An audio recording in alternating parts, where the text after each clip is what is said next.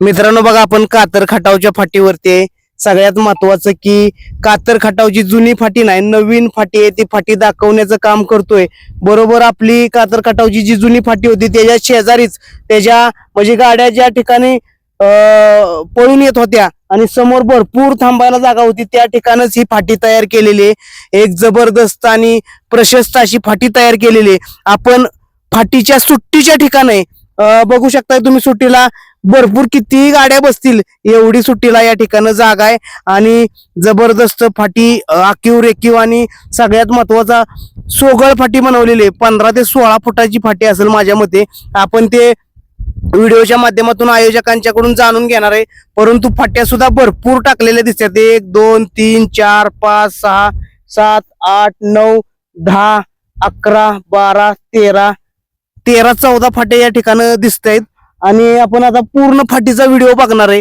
Video शेवटपर्यंत बघा, संपूर्ण मुलाखत आपण या ठिकाणी जाणून घेणार आहे. आता बैलगाडी मालकांना एक नंबर टॉपची फाटी, एक नवीन फाटी आपल्याला बघायला मिळणार आहे. तर व्हिडिओ शेवटपर्यंत बघा, संपूर्ण फाटी तुम्हाला मोबाईलच्या द्वारे किंवा व्हिडिओच्या द्वारे दाखवतो. चला तर.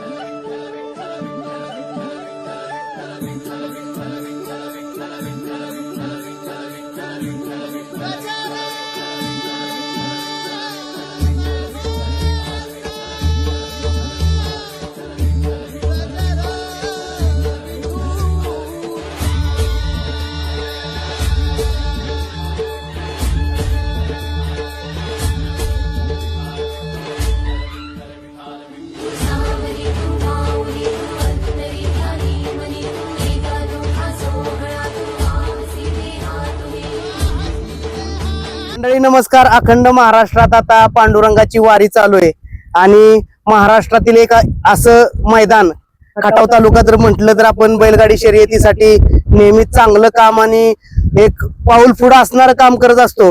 विठ्ठल केसरी गेले किती वर्ष झाले, गेले 2 वर्षापासून विठ्ठल केसरी नावानं हे मैदान भरत आहे. आणि मित्रांनो, यंदाही ओपन आणि आदत अशा पद्धतीनं या ठिकाणचं हे मैदान भरणार आहे. आपण या मैदानाचा आढावा घेण्यासाठी आलेलो आहे. मगाशीच तुम्हाला सांगितलं की मी फाटी सुद्धा जी आपली पहिली फाटी होती कातर खटावची त्याच्या बरोबर लागून समोरच फाटी दुसरी तयार करण्यात आलेली आहे. आपल्या बरोबर संपूर्ण बैलगाडी शर्यत क्षेत्रातील नामवंत व्यक्तिमत्व या ठिकाणी आलेले आहेत. या मैदानासाठी किती पल्ला असणार आहे किंवा मैदान कसं असणार आहे हे सर्व आपण या व्हिडिओच्या माध्यमातून जाणून घेऊया. तसेच सर्व युट्यूबर मंडळी सुद्धा या ठिकाणी आलेले आहेत, त्यांच्या माध्यमातून आपण हे संपूर्ण मैदान जाणून घेऊया.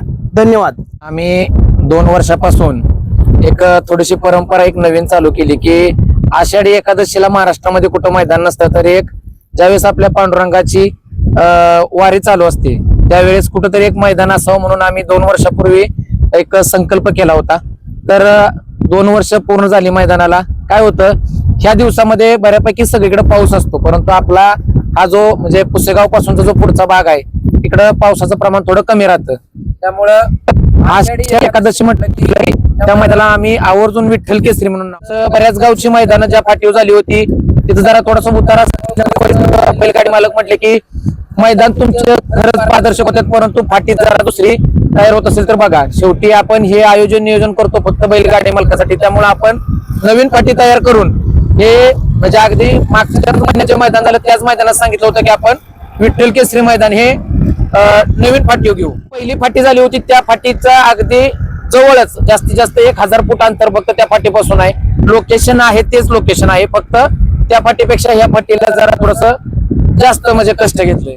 जी अखिल भारतीय बैलगाडी संघटनेने जेवढे सर्व नियम दिले आहेत त्यामध्ये या सर्व नियमांचं पालन केलं जाईल. आणि त्या सर्व पर्वाचं 3रं मैदान यावर्षी संपन्न होत आहे. आणि गेल्या 2 पर्वाचा जर आपण इतिहास पाहिला, दोन्ही मैदान आपण लाईव्ह आपण पाहिले असतील. मैदानाचं आयोजन म्हणा, नियोजन म्हणा किंवा बैलगाडी नियमांचा रिस्पॉन्स म्हणा, सगळ्या बाजूने हे मैदान पाहता इतकं पारदर्शक मैदान की जिथं फक्त बैलगाडी मालकांचा विचार केला जातोय. तशी मैदानं काळाची गरज आहे. बऱ्याच आपण पाहता पैसे कमवायच्या हेतूने बरेच मैदान होतात, परंतु इथं कुठल्याही प्रकारे तसला कुठलाही हेतू न राहता फक्त बैलगाडी मालकांचा विचार करून हे मैदानाचं नियोजन केलं. त्यामुळे वर्षानुवर्ष या मैदानामध्ये वाढ होत चाललेली आहे. पहिल्या पर्वाचं मैदान पाहता दुसऱ्या पर्वात गाड्यांची वाढ होत गेली. आता हे तिसरं पर्व आहे आणि तिसऱ्या पर्वाला सुद्धा गाड्यांची उच्चांकी अशी गाड्यांची नोंद होणार आहे. त्यातला त्यात मुद्दा बरेच बैलगाडी मालकांचं मत होतं की रान बरोबर नाही, कारण रानाचा प्रॉब्लेम याचा थोडीशी वनगळत होती त्या रानाला, आणि त्या रानाला वनगळत असल्यामुळे मोठ्या बैला ज्या वेळेला गती लागत होती त्यावेळेला गाड्या थोड्याशा क्रॉस होत होत्या, तास पलटी करत होत्या. परंतु ती या ठिकाणी बैलगाडी मालकांनी बोलून दाखवल्यानंतर आयोजकांनी कुठेतरी मनात निर्धार केला की आपण मैदान घेतोय बैलगाडी मालकांच्यासाठी. मग बैलगाडी मालकांची बैल व्यवस्थित पळावी, कुठल्याही प्रकारे बैलांना अपघात होता कामा नये, कारण पोरच्या काय मुलाला एवढा जीव लावत नाहीत एवढा जीव त्या बैलाला लावत असतात, आणि बैलांना पळत असताना कुठल्याही प्रकारे मैदानात अडचण येता कामा नये त्यासाठी आयोजकांनी सुसज्ज असं मैदान तयार केलेलं आहे की जिथं कुठल्याही प्रकारे बैलांना पळताना अडचण अजिबात निर्माण होणार नाही, कुठं खडा तुम्हाला लागणार नाही, कुठं म्हणजे असं रानच त्या पट्टीचं केलेलं आहे. फक्त बैलाचा विचार आणि बैलगाडी मालकांचा विचार करून या मैदानाचं आयोजन केलेलं आहे. शक्यतो कुठल्या बाईट मध्ये तुम्ही नसताय, परंतु या बाईट मध्ये अवश्य तुम्ही आला इथं. काय या मैदानाविषयी उत्सुकता आहे किंवा काय सांगताल? उत्सुकता आता कसं होतं माहितीये का, माणसांचा तर्क आणि वितर्क बराच असतोय. कारण एक तर मला वेळ मिळत नाही, आता आज सुद्धा वेळ मिळालाय, ही खरी परिस्थिती सांगायची. दाढी जर म्हटलं तर मला दाढी करायला सुद्धा वेळ मिळत नाही, परंतु या मैदानासाठी मी आवर्जून वेळ काढून येत असतो, कारण मैदान त्या पटीत होत असतंय. आणि मैदान महाराष्ट्रामध्ये बघा पेडगावचं मैदान आणि या मानाच्या मैदानात झेंडा टाकण्याचं काम बुवा करत असतात.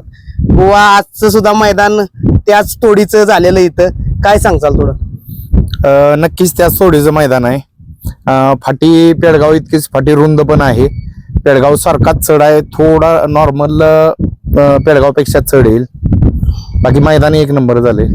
बैलगाडी मालकांना एवढंच आवाहन करेन की वेळोवेळी जे अपडेट येतील नोंदीच्या, जर जास्त जर फेरे झाले, लवकर मैदान चालू झालं तर वेळेत हजर राहा, वेळेत गाड्या झोपा. आणि ज्या पद्धतीनं पेडगावला तुम्ही आम्हाला सहकार्य करता, पेडगावचंच मैदान समजून म्हणजे त्याच धर्तीवर मैदान हे पण हे होतंय, तसं सहकार्य करा. आपण दिवसा पाऊस यायच्या आधी आपण फायनल काढून टाकू. उन्हाळ्यात सुद्धा बोलल्यासारखं करून दाखवलं, सकाळी लवकर चालू हो. करून दुपारी ब्रेक दिला होता. हो, महाराष्ट्रातलं एकमेव मैदान त्या पद्धतीत करून दाखवलं होतं. हा. इथं फक्त बैलांचा विचार केला होता की उन्हाळा होता आणि उन्हाळ्यात बऱ्याच बैलांना त्रास होत होता, आणि त्यावेळेला बरेच बैलांना निधन सुद्धा झालं होतं. परंतु त्यावेळेला या महाराष्ट्रातलं एकमेव गाव असं असेल की बैलांचा आवर्जून विचार करून सकाळी लवकर मैदान चालू केलं होतं. नक्कीच. आणि दुसरा एक फॅन फॉलोअर साठी एक महत्वाची एक विनंती आहे की ज्या वेळेला तुमचा एखादा आवडीचा बैल फाटी देतोय, अवश्य तुम्ही त्याचा जय जयकार करा किंवा त्याच्या बरोबर चाला. हे पण ज्या वेळेला बैल तिथे फिरवला जातो किंवा पळायला तो सज्ज असतो, त्यावेळेला अक्षरशः असं होतं की आम्हाला तो बैलच दिसत नाही. म्हणजे त्या बैलाची कंडिशन काय, झेंडा कुठल्या पोजला आम्ही टाकावा हे देखील आमच्या लक्षात येत नाही. इतकं पब्लिक त्या बैलावर तुटलेलं असतं. तुमचा आवडीचा बैल असतो, आमच्याही सगळीच बैल आवडीचे आहेत, पण त्या बैलाची जर ती म्हणजे उडी घ्यायची स्टेप नसेल आणि आमच्या हातातून झेंडा पडला तर कुठेतरी त्या बैलावर म्हणजे फॅन फॉलोअर म्हणतात की बाबा झेंडावाल्याने अन्याय केला.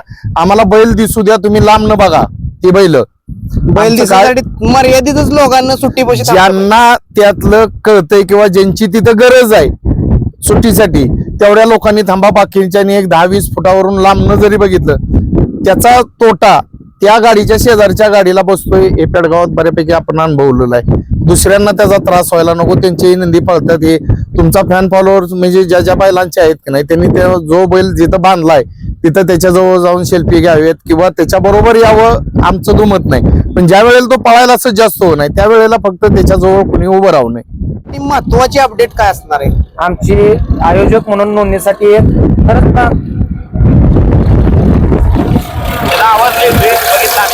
नोंदणीसाठी महत्वाची अपडेट काय असणार आहे?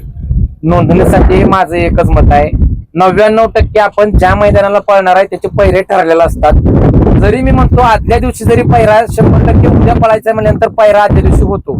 माझी सगळ्या बैलगाडी मालकांना मी प्रत्येक मैदानाच्या वेळेस बाईटला सांगतो की तुम्ही कृपया करून शेवटच्या 1 तासात फोन करून काय मिळणार आहे, शेवटी आपण पळणार आहे. आज बरीच अशी बैल आहेत की आज त्यांनी आता आमच्याकडे पावते नोंद केलेत का तर ते पळणारच आहेत. माझी सर्व बैलगाडी मालकांना आणि ज्यांचे सर्वांचे नंदी आहेत त्यांना विनंती आहे की 24 तारखेला 7 वाजता जेवढे नोंदणीला फोन आहेत ते बंद होणार का तर होणार.